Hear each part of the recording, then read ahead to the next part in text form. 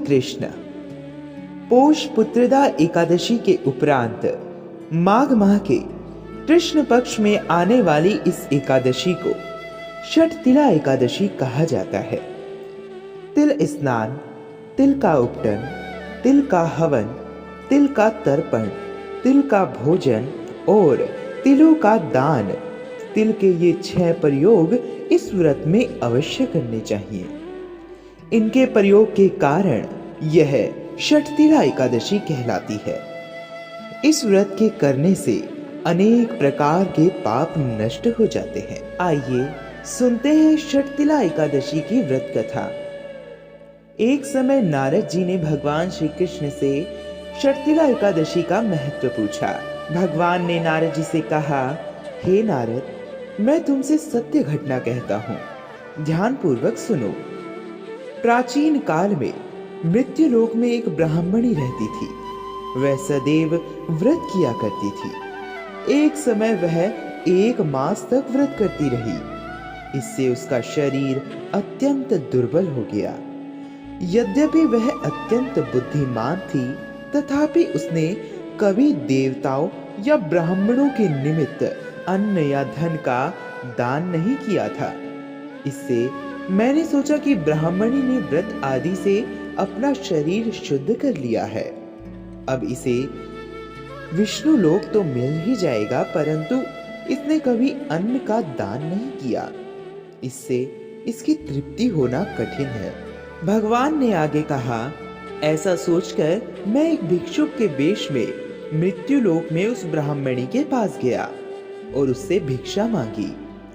वह ब्राह्मणी बोली, महाराज, आप कौन हैं? सच सच बताइए।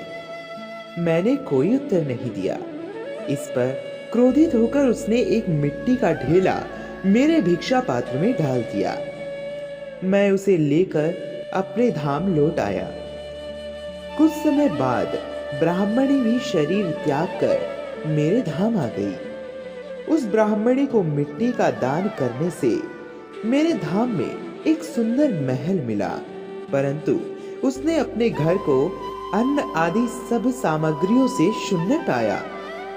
घबराकर वह मेरे पास आई और कहने लगी, हे भगवान, मैंने अनेक व्रत किए, आपकी पूजा की, परंतु फिर भी मेरा घर अन्न आदि सब वस्तुओं से शून्य है। इसका क्या कारण है?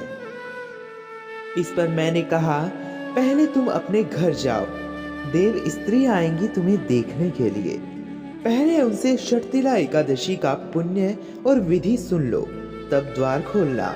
मेरे ऐसे वचन सुनकर वह अपने घर गई। जब देव स्त्रियां आई और द्वार खोलने को कहा, तो ब्राह्मणी बोली, आप मुझे देखने आई हैं, तो षटतिला एकादशी का महात्म्य मुझसे कहो। उनमें से एक देव स्त्री कहने लगी कि मैं कहती हूँ। जब ब्राह्मणी ने षटतिला एकादशी का महात्म्य सुना, तब द्वार खोल दिया। देवंगनाओं ने उसको देखा कि ना तो वह गांधर्वी है, ना ही आसुरी, वरन पहले जैसी मानुषी है। उस ब्राह्मणी ने उनके कथा अनुसार षटतिला एकादशी का व्रत किया।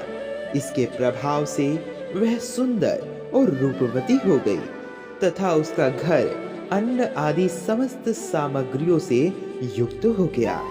अतः मनुष्य को मूर्खता त्याग कर षटतिला एकादशी का व्रत और लोभ ना करके तिल आदि का दान करना चाहिए।